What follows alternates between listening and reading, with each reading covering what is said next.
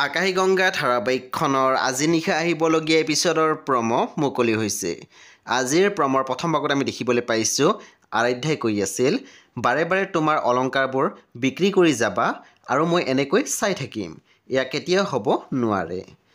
তাৰপিছত আমি প্ৰমত দেখিবলৈ পাইছোঁ পুলিচজনে কৈ আছিল, এতিয়া তুমি কি বিচৰা, অথৰ্ব চলিহাক বিচৰাটো নে?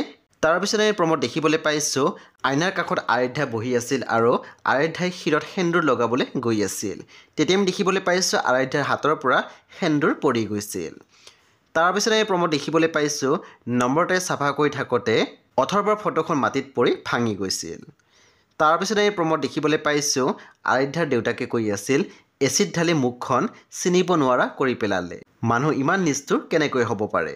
সেই বন্ধু বান্ধৱীসকল আজি নিশা 9:30 বজাত ৰং টিভিত আহিবলগীয়া আকাশীগংগা ধাৰাবাহিকখন খুবেই বেছি ইণ্টাৰেষ্টিং হ'বলৈ গৈ আছে। সেয়ে আপোনালোকে চাবলৈ একেবাৰে নাপাহৰিব। পৰৱৰ্তী আপডেটৰ বাবে আপোনালোকে মোৰ চেনেলটো ছাবস্ক্ৰাইব কৰি কাষত থকা বেল আইকন টিপি দিবলৈ একেবাৰে নাপাহৰিব। আৰু প্লিজ আপোনালোকে মোৰ ভিডিঅ' এটা লাইক কৰি দিব।